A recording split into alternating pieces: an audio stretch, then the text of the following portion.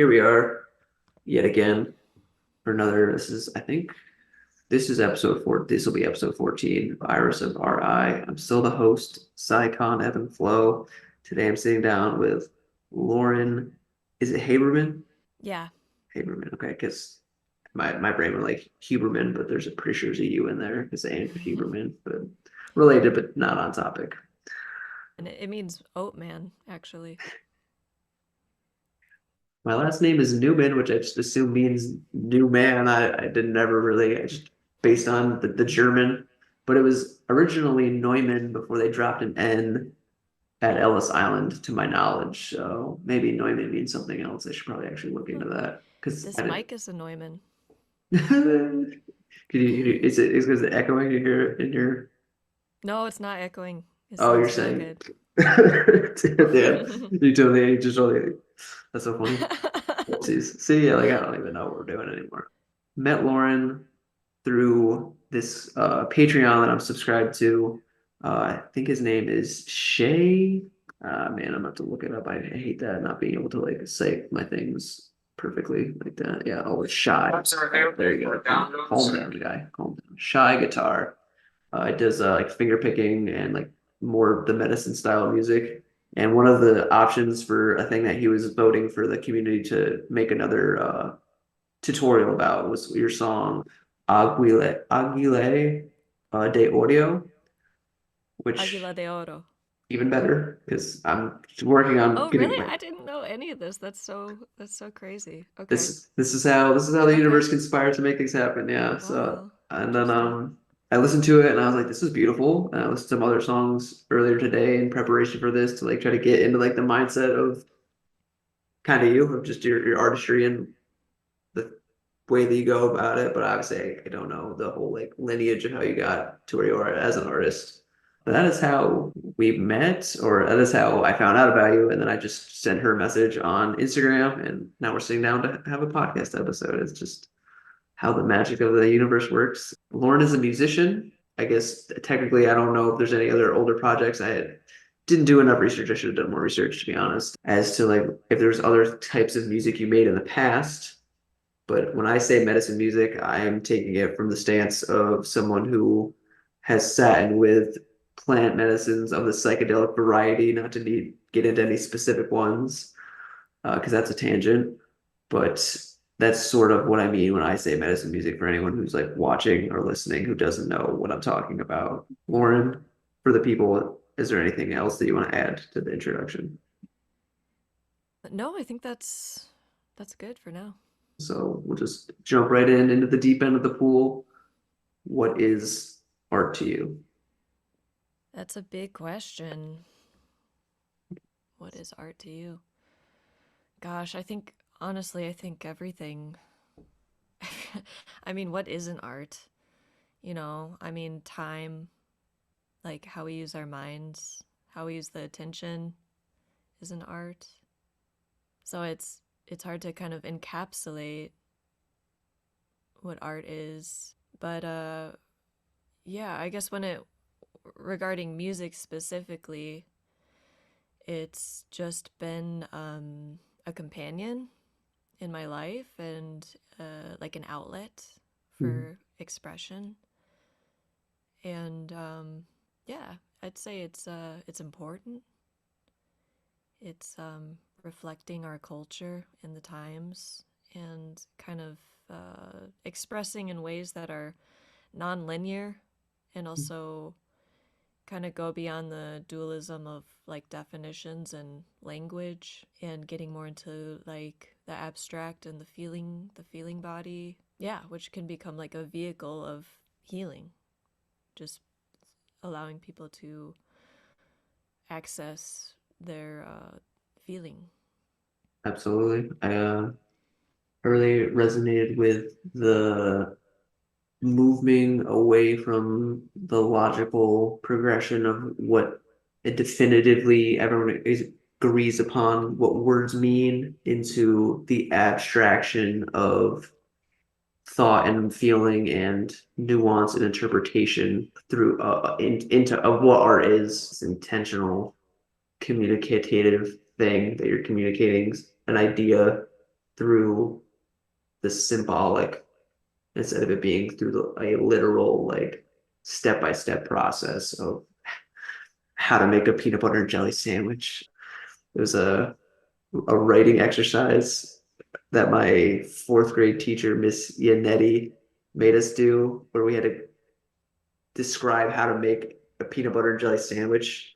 I don't remember trying very hard for it because it just seemed pointless to me. But then she like came in with like actual stuff of to like make it, and based on like everyone's papers, only like one person was like broad enough to make it so that she could actually do it based on the like how you actually described how to make the sandwich.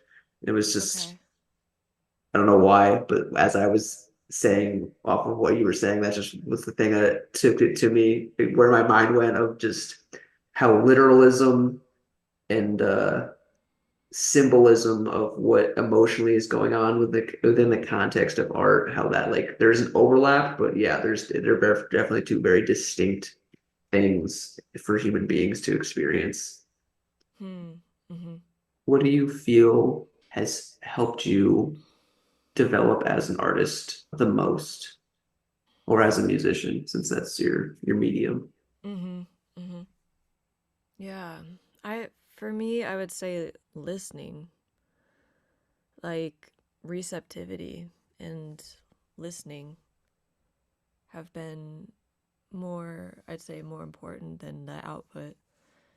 And like when the output is happening, even listening 50% or, yeah, just from that space of open silence, then something like creativity or inspiration can kind of blossom forward, like a melody or an idea or this or that. So having Mhm. a practice of listening and like coming home to self and contemplation, feeling, yeah, listening.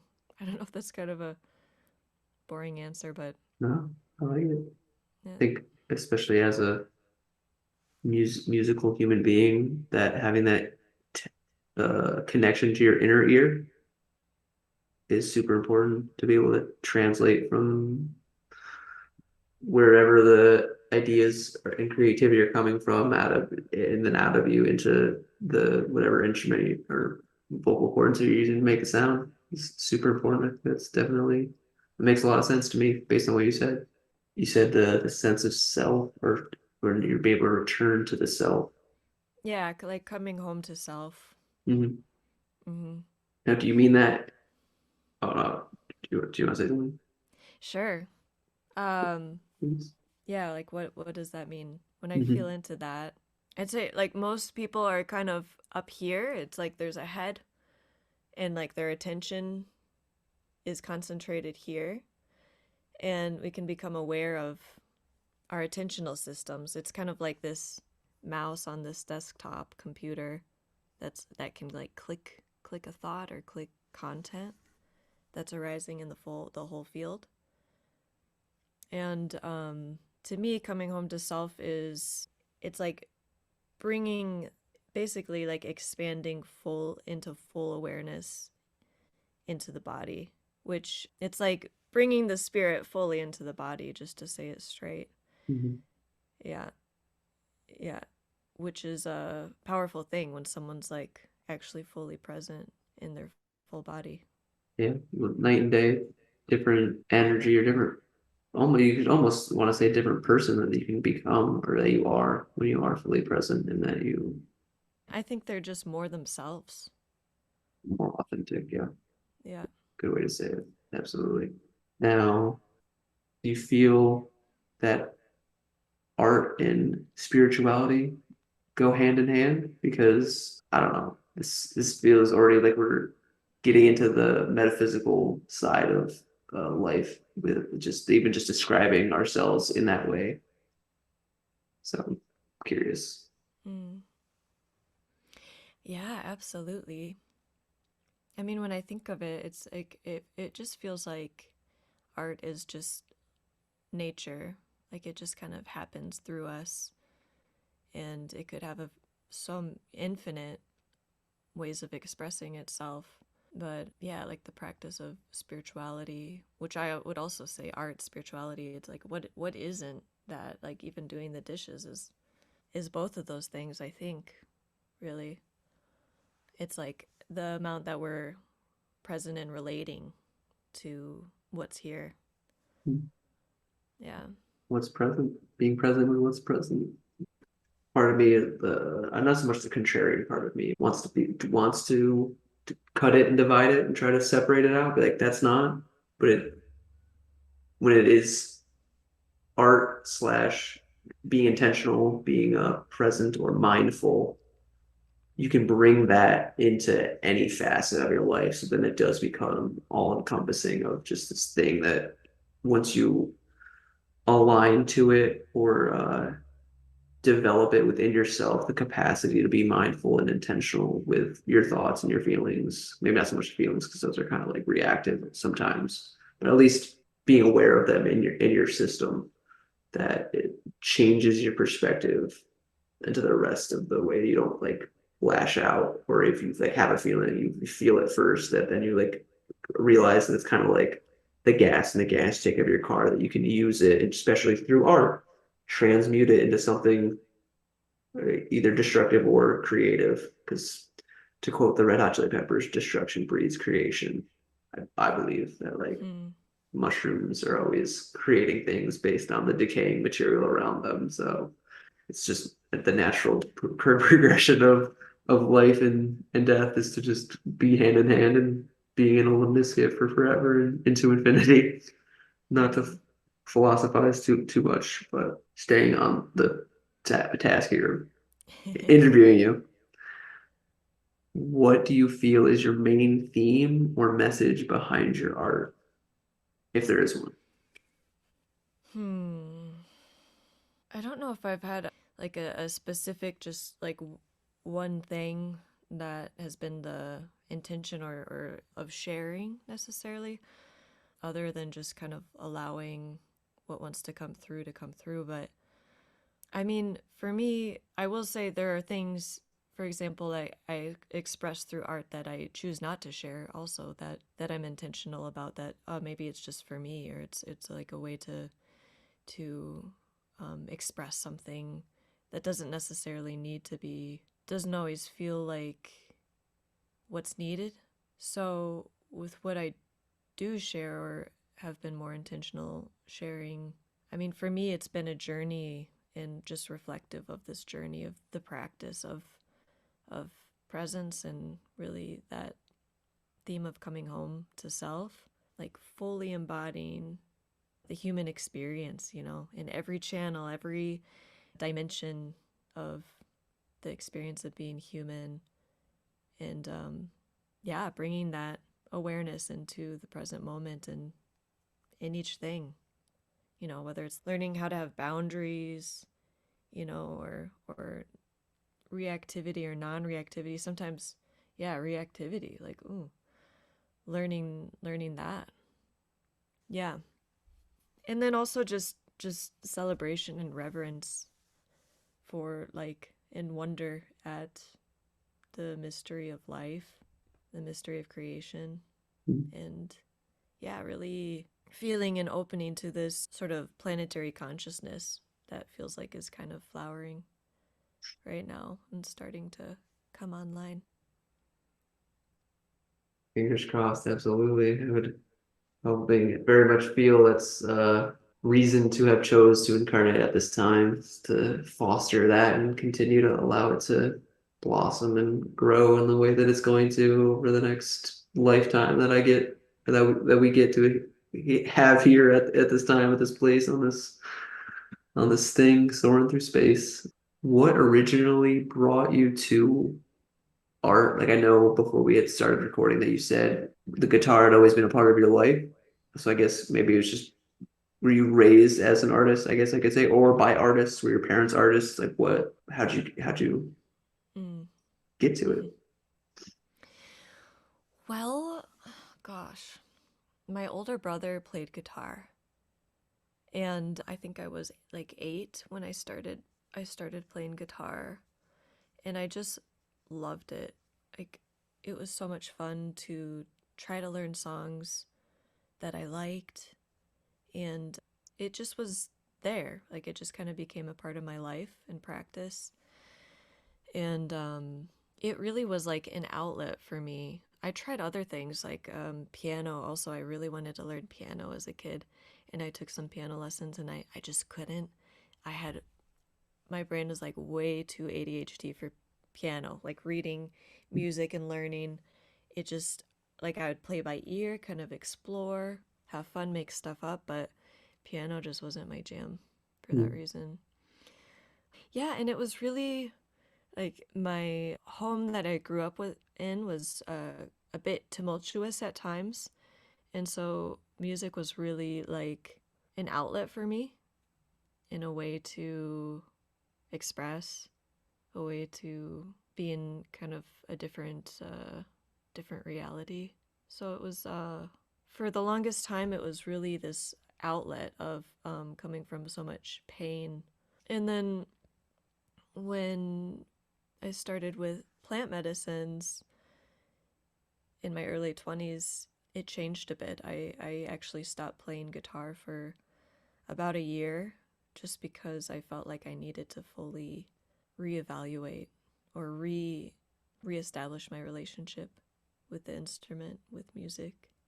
Yeah, so it kind of felt like a rebirth in a way of with my relationship with music coming instead of just from pain, coming out of now like gratitude Mm. and also pain, both, holding both. Yeah. Yeah, I feel you coming from a tumultuous home.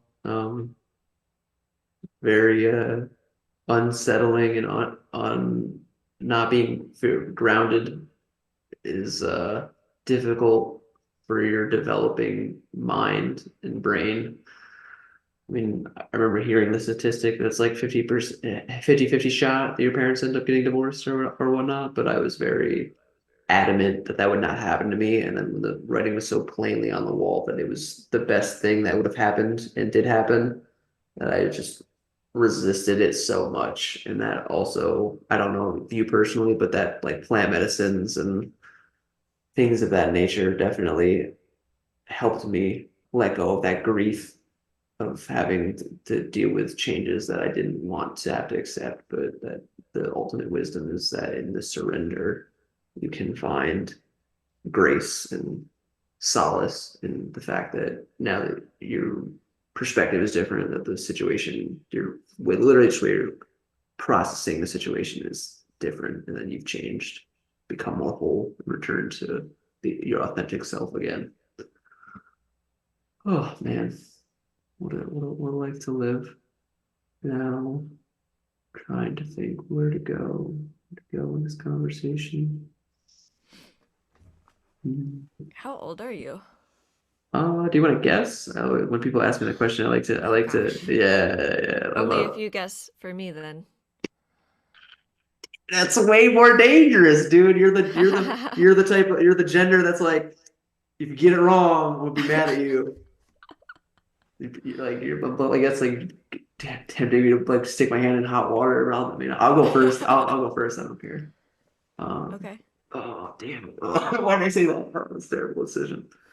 Um, I'll say 37.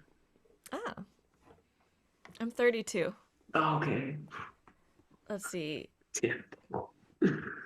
Oh, that was so stressful. 26? I'm 27. 27. 27, Okay. yeah. Okay.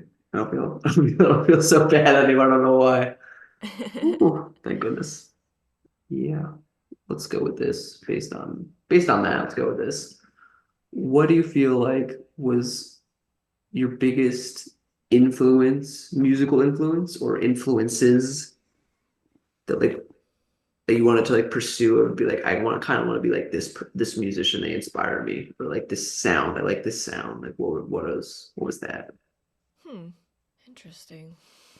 Well, a lot of what I where and how I record and make my music, I'd say comes from Like when I was a teenager, I would sit in my basement and just record on GarageBand and make beats. I was super into hip hop.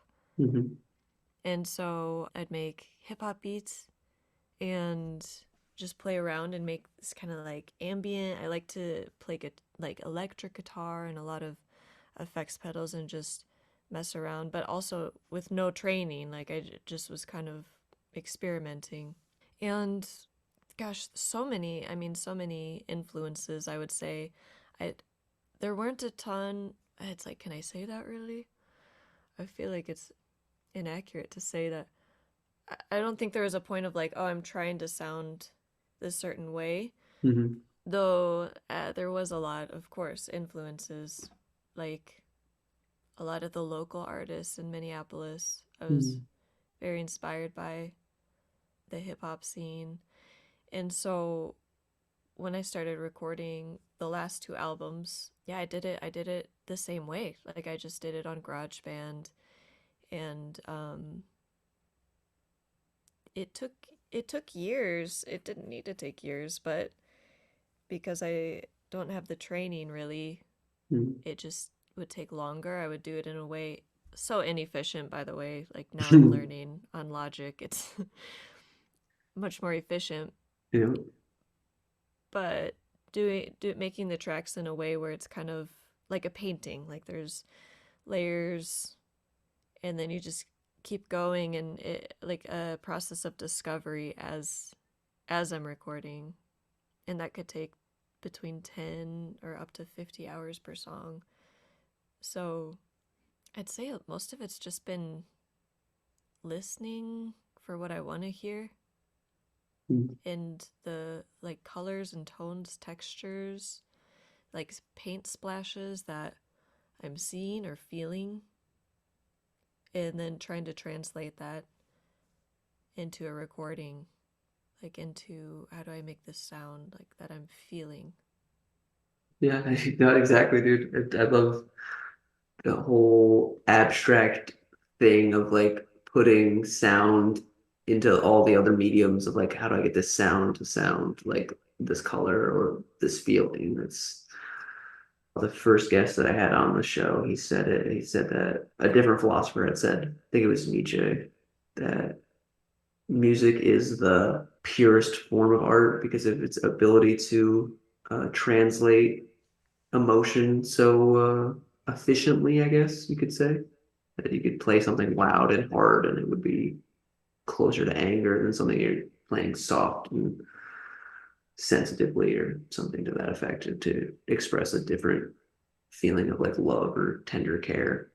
But what you had said about how you're trying to translate it or when making it sound the way that it sounds in your head to the rest of the world, do you have a muse that you either create for or that inspires you for that sound to come out? In the specific, well, gosh, the different, I'd say record, I just kind of entered into this season of recording, which I find that artistic process or the inspiration, that process so different than, for example, writing music. Such different experiences for me. I'd say like more so than a muse, it's in the recording process. It feels more like a obsession Mm. with be feeling sometimes just quite sure what I am looking for, but then it's like if I can't quite get it that right sound or frequency or feeling tone from it, then it can drag on the process. I mean, who's to say dragging on, but it can be like tantalizing almost of just oh my gosh, spending an insane amount of time and energy and focus Mm. on just such a minute section of a recording. And then for writing music, I would say it's more that what I mentioned before about listening. You know, it could be really simple, like just being on a walk. That's happened so many times, just being on a walk when the mind is quiet and And then there's just like I don't know, something just comes, like a melody or something that stays around too for a few Mm, days, and then I usually kind of work with it. Yeah, it's very spontaneous and random, and I find there's dry seasons of neither of those things happening or just one of them happening, sometimes for years too. mm, Yeah. sure. Yeah, it's a tricky wicket.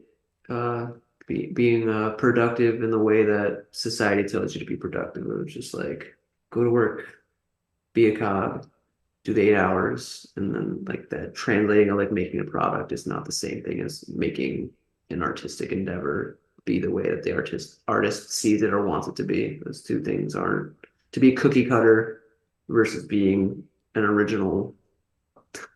Almost want to say parallelogram, but it's not polygon. Different geometrical term. Huh.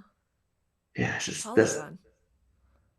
yeah, I have a very strong, I guess obsession would be really realistically the way to say it, with like the flower of life thing, the shape of it and everything. I see it as a essentially what I like to believe it to be is like a perfect mathematical representation of how something sprang from nothing, Mm. essentially, in that like our energy field, whether it be a perfect circle or a torus being 3D overlaps in the way that the flower of life does into like the Venn diagram and having the Vesica Pisces is where like the overlap of beingness is shared in that space of in between two different energy fields and how the tapestry then ripples out into more as more and more people are connected and like that's the where the magic and mystery of the seemingly randomness happens is in that all those in betweens that are all just like little chains and links together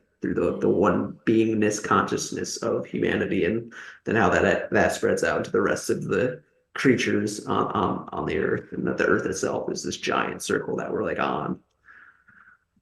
Huh. Mm-hmm. If I could attempt to espouse to know something as a prophet, quote unquote. Yeah, or just to feel it, right? Or experience it. It's not for anyone else to believe, but yeah, it's like that's such a the gift of in like the mystery of being here is for everyone to look within to what's already self-evident, see for ourselves, not believe anyone else. But I love that shared field in the sacred geometry of my meditation teacher was just quoting Eckhart Tolle recently, who was talking about like emptiness or the sort of the unnameable, the source of awareness, or it being like a circle whose circumference is everywhere, right? Like this sort of never-ending sphere or circle. Yep. Yeah. Oh yeah, dude. The void with no edge. And then is the where is it? The would be the center or oh, shit, I don't know the actual term, but there's whatever the center of a circle is. Man, I don't have to look it up. It's literally that bothering me that much that I don't actually know what it is everywhere. But like the edge is infinite, but the center is everywhere. Mm-hmm. I think it's just called the center of a circle, the middle point. Think we're very close to the end of the allotted recording time. And Yeah. Let's see. We normally, have 2.5 minutes about. normally I like to end on the super profound stuff that we were just espousing on, because it's I like to say like if you could leave a nugget of wisdom for everyone in the world to like get beamed into their brain if we were gonna die once the recording button would stop hitting, but I feel like that was pretty on the hit on the nail head right there. So maybe just try to squeeze in where the people can find you and what they should look for when they get there. Sure. Okay. Yeah. I mean, again, just acknowledging or recognizing this journey of being a human that we're all in together, and the journey of coming home to the self, and I'd say if there's one thing I could just impart, would be there's not enough time, really, but No, there's no. there's so much power in, I think, people learning, we're learning how to be in the body, which for the spirit to be fully in the body, then we can really genuinely bridge spirit fully onto the planet. So, one way to start with that would be to just simply be aware of the ground, you know? That's like the foundation, and that ground has a quality of stability and safety. Mhm. And we could go on from there, but if everyone on the planet had that that's like as established as a permanent trait within their awareness in each moment, awareness of the ground, I think we'd be in a different place as a human, as the human race. Um, but my music, it's under Little Whale, and I'm on Spotify, all the major platforms, Bandcamp, SoundCloud, and you can follow me there. I'm also on Instagram and Facebook on occasion. Notification. All right, you heard it here first. Hopefully, we're about to be out of time, but check it out. It'll be on the screen as she's saying it. And thank you, Lauren. Thank you, Zygon. Such a pleasure to meet you. And yeah, blessings.